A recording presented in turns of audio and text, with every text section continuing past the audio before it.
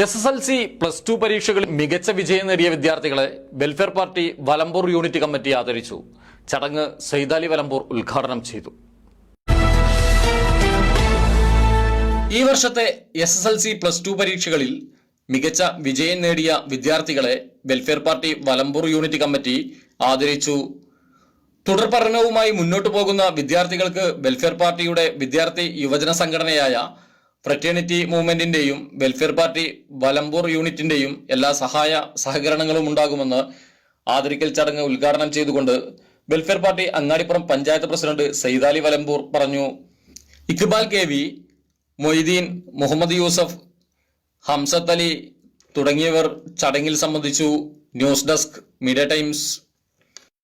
പ്രവാസികൾക്ക് മാത്രല്ല, ഇപ്പൊ നാട്ടിൽ എല്ലാവർക്കും അൽദാൻ കുബൂസ് മാത്രം മതി.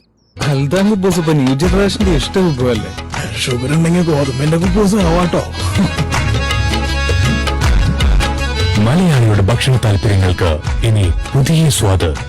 അൽദാൻ ലെബനീസ് കുബൂസ്.